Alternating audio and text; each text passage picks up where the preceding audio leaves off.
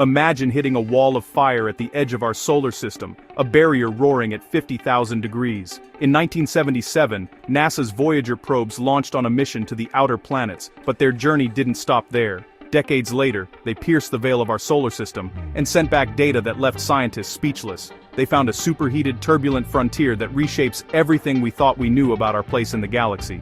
Let's explore this together. The mission begins. What if you launched a mission planned for 5 years, and it was still sending back groundbreaking data almost 50 years later? That's the story of Voyager. In 1977, NASA launched the twin spacecraft Voyager 1 and 2 to take advantage of a rare planetary alignment that happens just once every 175 years. This grand tour alignment allowed them to use gravity assists to slingshot from one gas giant to the next. The mission was overseen by project scientist Dr. Edward C. Stone, who guided its scientific vision for an incredible 50 years, from 1972 until 2022. His leadership was pivotal as the mission's scope expanded far beyond its original goals of studying Jupiter and Saturn. Voyager's instruments revealed the first active volcanoes beyond Earth on Jupiter's moon Io and the complex braided nature of Saturn's rings. Voyager 2 then went on to give humanity its first-ever close-up views of Uranus and Neptune, discovering new moons and powerful winds on these distant ice giants. Beyond the science, the mission also carried a message: the Golden Records, 2 phonograph records containing sounds and images selected to portray the diversity of life and culture on Earth. Dr. Stone and the team ensured that Voyager was not just a scientific probe, but an emissary to the cosmos. This dual purpose has made its journey one of the most profound in human history. Journey outward. How do you measure the breadth of a star from billions of miles away? For decades, the Voyager probes did just that, charting the weakening pulse of our sun. After completing their planetary tour, both spacecraft continued their journey into the vast, uncharted territory of the outer heliosphere, the immense magnetic bubble inflated by the solar wind. This solar wind is a constant stream of charged particles, mostly protons and electrons, flowing outward from the sun at over 1,000,000 miles per hour. A key instrument for this phase of the mission was the Low-Energy Charged Particle Detector, or LECP. Dr. Stamatios Tom Krimigas, a principal investigator for the LECP instrument, played a crucial role in interpreting the data from this incredibly distant region. His instrument essentially tasted the particle environment, measuring the intensity and direction of these particles. As the probes flew further out, the LECP confirmed that the solar wind was slowing down and thinning out, just as theories predicted. Scientists knew that eventually, this solar wind must collide with the interstellar medium, the tenuous mix of gas, dust, and cosmic rays that fills the space between stars. This inevitable collision would form a boundary, the heliopause, marking the true edge of the sun's influence, and Voyager was our first shot at touching it. Crossing the heliopause. Imagine being the first to cross a frontier that was, until that moment, purely theoretical. In August 2012, that's exactly what Voyager 1 accomplished. After a 35-year journey covering more than 11 billion miles, it finally punched through the heliopause and entered interstellar space. Its twin, Voyager 2, followed a different path and crossed the boundary in November 2018. This second crossing was vital, confirming the findings from a different location and time. The moment of crossing was confirmed by several instruments, but the smoking gun came from the plasma wave subsystem. Dr. Donald Gurnett, the instrument's principal investigator, analyzed a distinct signal, a clear vibration caused by the much denser plasma of interstellar space. Gurnett described it as hearing the sound of interstellar space, a persistent hum that proved Voyager 1 was no longer in the tenuous solar wind, but was now flying through the denser medium of the galaxy. This was a monumental achievement in human exploration, turning the abstract concept of the heliopause into a measurable, physical place. For the first time, a human-made object was directly sampling the stuff between the stars, and the data it sent back was about to get very, very strange. The wall of fire. What if you found a wall of fire at the edge of the solar system? That's the poetic yet scientifically accurate description of what the Voyager probes encountered. As both spacecraft crossed the heliopause, their instruments detected an astonishing and abrupt spike in temperature. The plasma in this boundary region was heated to between 30,000 and 50,000 Kelvin, which is roughly 54,000 to 90,000 degrees Fahrenheit, and that's actually far hotter than the surface of the Sun. This discovery was a complete shock, as most models predicted a much cooler, more placid boundary. The data came from multiple instruments, including the magnetometer, which measures magnetic fields. Dr. Leonard Berlanga, a key member of the Voyager magnetometer team, helped analyze how the magnetic field lines bunched up and compressed at this boundary.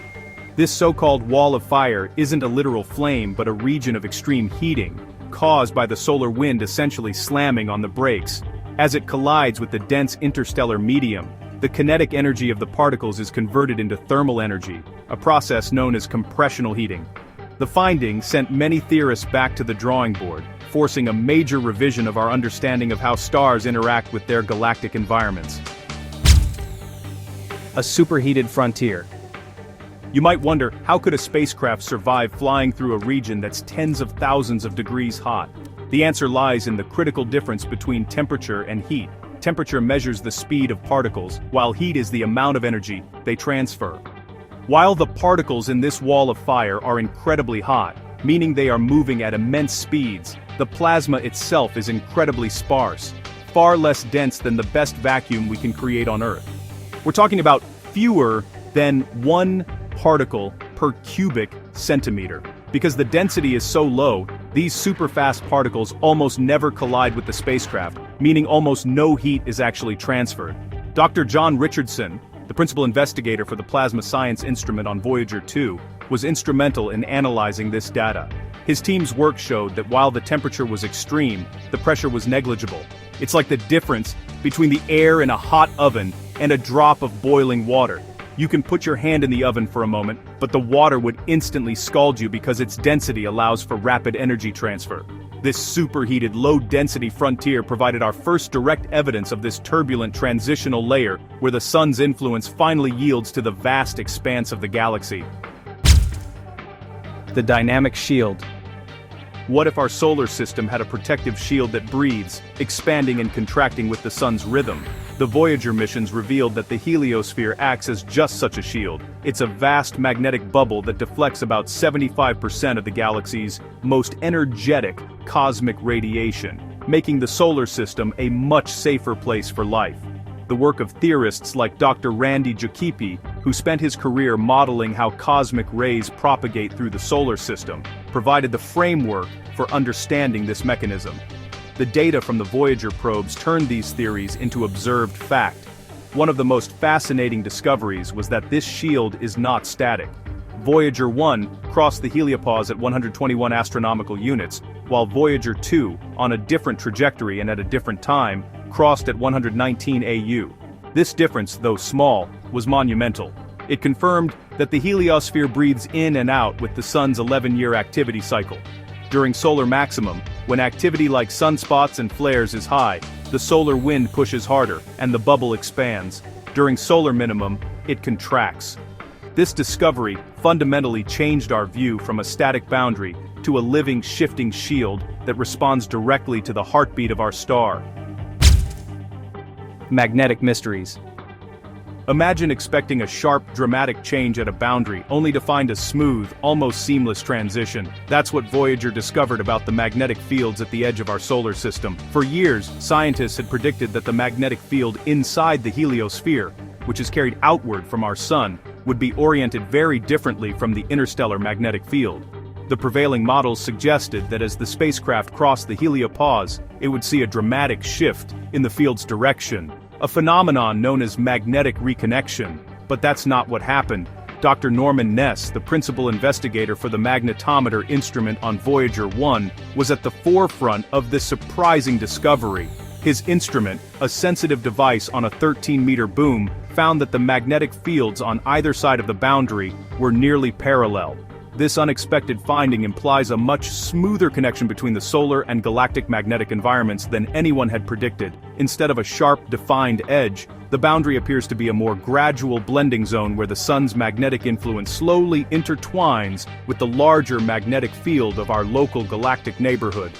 The mystery of why these fields align so neatly is still a topic of intense debate today. Cosmic ray barrier.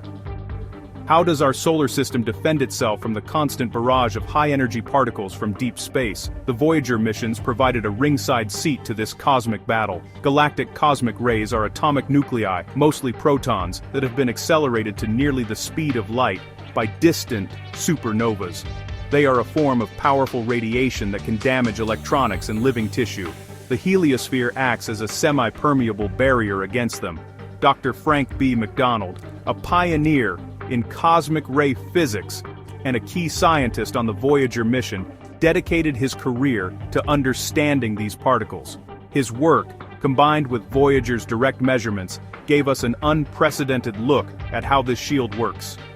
As Voyager 1 and 2 neared the heliopause, their cosmic ray instruments detected a dramatic increase in the intensity of these galactic particles, confirming the heliosphere was indeed blocking a significant portion of them from reaching the inner solar system. At the same time, they saw a sharp drop in the number of lower energy particles originating from our sun. This data is not just academic, it directly helps us refine models to predict the radiation environment for future crewed missions to the Moon, Mars, and beyond, ensuring astronaut safety. Interstellar space. What is the shape of the bubble that surrounds our solar system? For a long time, the prevailing theory was that the heliosphere was shaped like a comet, with a rounded nose and a long, trailing tail stretching for billions of miles behind it. But the data from the Voyager probes, combined with observations from other spacecraft like Cassini and Ibex, has challenged this simple picture. Dr. Merav Ofer, a leading heliophysicist, has used this data to create new models suggesting the heliosphere may not have a long tail at all. Her research suggests a shape more like a deflated croissant, with two large jets of solar material flowing downstream, shaped by the pressure of the external interstellar magnetic field. This new model is still being debated, but it shows how Voyager continues to fuel new scientific inquiry nearly 5 decades after launch. The faint signals from the probes, traveling for over 22 hours to reach us, provide our only direct measurements of the interstellar medium. This information about plasma density, magnetic strength, and cosmic ray intensity is the ground truth against which all our theories about our cosmic home must be tested. Each bit of data is precious, a postcard from an unknown shore. Future missions. Where do we go from here, now that we've taken our first steps into interstellar space? The Voyager probes were technological marvels of the 1970s, but they have also raised a host of new questions that can only be answered by a new generation of explorers. NASA is already conceptualizing a follow-up, a dedicated mission aptly named the Interstellar Probe. A key figure in developing this concept is Dr. Ralph McNutt of the Johns Hopkins Applied Physics Laboratory. The proposed probe would be designed to travel much farther and faster than the Voyagers, using a next-generation power source and a powerful launch vehicle to reach speeds that would get it to the heliopause in about 15 years, not 35. It would carry a suite of modern, more sensitive instruments capable of mapping the full three-dimensional structure of our heliosphere and studying the interstellar medium in unprecedented detail. One of its primary goals would be to solve the mysteries Voyager uncovered, like the wall of fire and the parallel magnetic fields. Such a mission is crucial to understanding whether our heliosphere is a template for other star systems and what truly makes a planetary system habitable in a galaxy full of radiation.